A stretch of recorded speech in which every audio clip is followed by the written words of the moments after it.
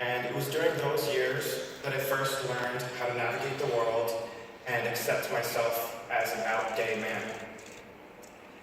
But my growth during this time led to a new set of challenges that I didn't anticipate.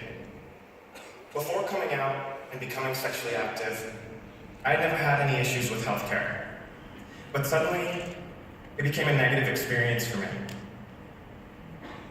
I was nervous to have this conversation, but I knew for the sake of my health that I needed to be open and honest with my healthcare providers about my sexuality.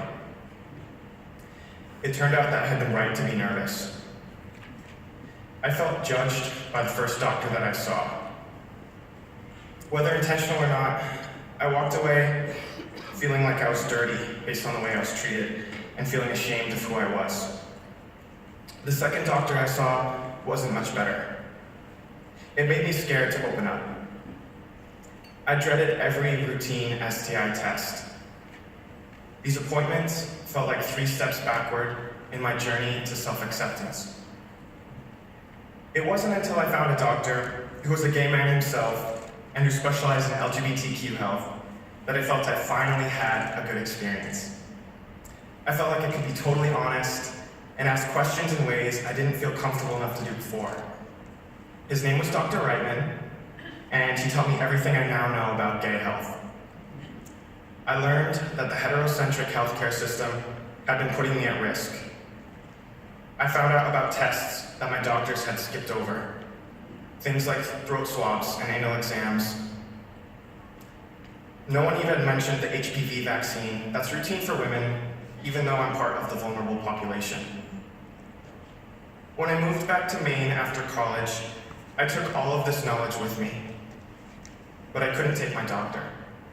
So I found myself Googling gay doctors, Portland, Maine, which felt odd at best and slightly creepy at worst. And my search was, unsurprisingly, unsuccessful. But I just didn't want to have another bad experience. I didn't want to have to educate my doctor. Even though this time I had the tools to advocate for myself, I didn't know if I would be listened to or respected. So I went to Planned Parenthood. And my experience exceeded all of my expectations. My provider was warm, kind, and she was knowledgeable about the unique healthcare needs of a gay person like myself.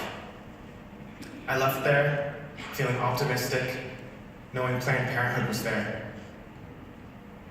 A few months later, I had a traumatizing encounter with someone, which led to an HIV scare. Nothing remotely like that had ever happened to me before, and in the moments after, while I was still processing and feeling that panic set in, I didn't know where to turn. I didn't have a doctor. I didn't know what to do. I didn't have any of my resources or supports or connections in Portland like I did back in DC. I couldn't imagine going to the ER.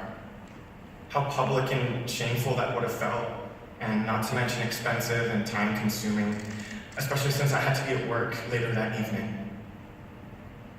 It was the most terrified I think I've ever been in my adult life.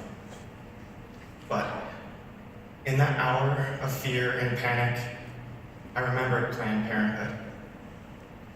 I remembered the type of care that they gave me there, and I remembered the compassion and competency that they showed. I knew that's where I had to go. So I called Planned Parenthood, and just an hour later, I found myself in the exam room, getting tested and discussing my options.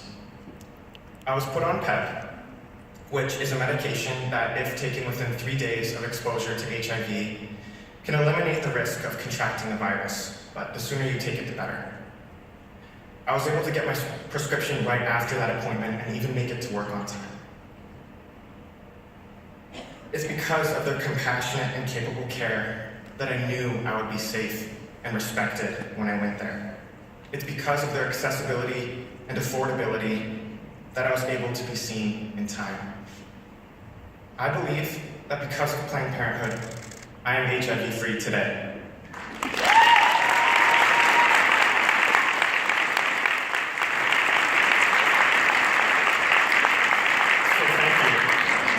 thank you for the work that you do every day to protect access to this desperately needed care. I will always be grateful I found Planned Parenthood. Thank you.